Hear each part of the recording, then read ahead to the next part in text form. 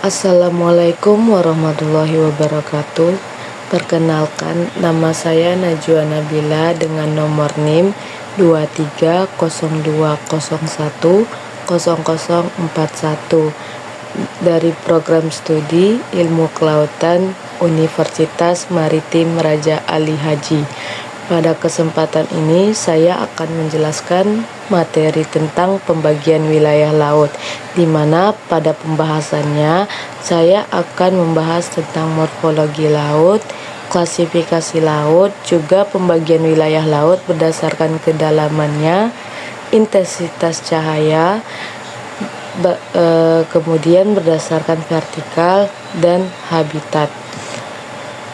Yang pertama, kita akan membahas morfologi laut. Yang pertama ada paparan benua, yang kedua ada lereng benua, yang ketiga ada pulau gunung api laut.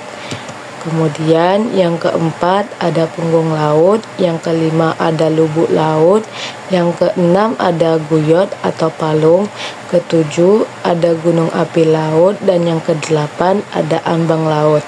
Kemudian kita masuk kepada klasifikasi laut, di mana di sini ada tiga, yaitu laut transgresi, yang dimana laut yang terbentuk karena naiknya permukaan air laut sehingga mengakibatkan daratannya tergenang. Kemudian yang kedua, laut ingresi, yang dimana laut yang terjadi karena adanya penurunan kerak samudra sehingga mengakibatkan kedalaman laut semakin dalam. Yang ketiga ada laut regresi, laut yang semakin menyempit karena adanya akumulasi endapan material yang dari sungai yang bermuara ke sana. Kemudian masuk kepada pembagian wilayah laut berdasarkan kedalamannya. Di sini ada 4, yaitu ada litoral dengan kedalaman kurang dari 50 meter. Pada kedalaman ini banyak terjadi proses dari permukaan laut seperti pasang surut. Kemudian ada neritik, di mana kedalamannya dari 50 meter sampai 200 meter, di mana disebut juga sebagai zona ekosistem.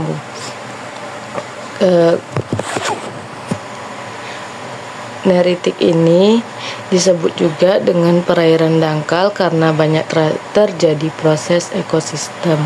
Salah satu contohnya yaitu ekosistem terumbu karang. Yang kemudian di ketiga ada batial. Apa sih itu batial? Batial disebut juga dengan dasar laut karena dia tidak banyak terjadi proses ekosistem. Kemudian yang terakhir ada abisal, di mana kedalamannya lebih dari 2000 meter. Abisal ini disebut juga dengan laut dalam sehingga di laut dalam ini tidak ada proses ekosistem apapun.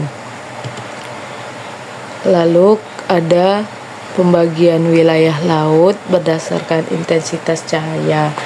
Pertama, fotik, yang dimana daerah perairan ini kedalamannya kurang dari 200 meter, yang dimana daerah perairan atau badan perairan fotik ini dapat ditembus oleh sinar matahari. Kedua ada disfotik, di mana kedalamannya ada pada 200 sampai 2000 meter dengan daerah dasar laut yang masih dapat disinari matahari tapi tidak penuh. Kemudian ada afotik, di mana daerah laut yang sama sekali tidak bisa disinari matahari atau ditembus cahaya matahari. Kemudian ada berdasarkan vertikal. Berdasarkan vertikal ada 5, yaitu epipelagis, di mana zona laut paling dangkal. Yang kedua ada mesopelagis, zona yang di bawah epipelagis.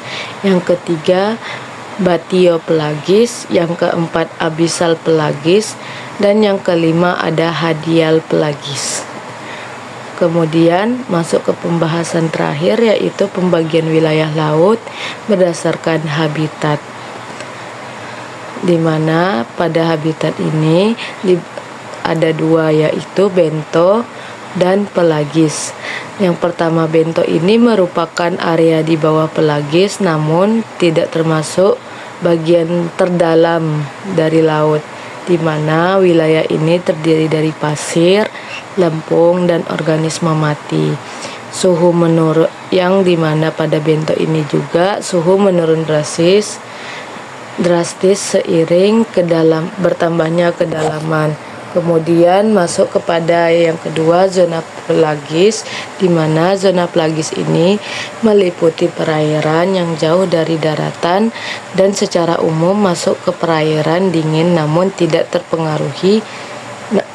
masih dipengaruhi oleh pencampuran arus hangat dan arus dingin. Baiklah, sekian dari penjelasan materi tentang pembagian wilayah laut. Apabila saya ada salah dan kata, saya mohon maaf. Saya akhiri dengan assalamualaikum warahmatullahi wabarakatuh.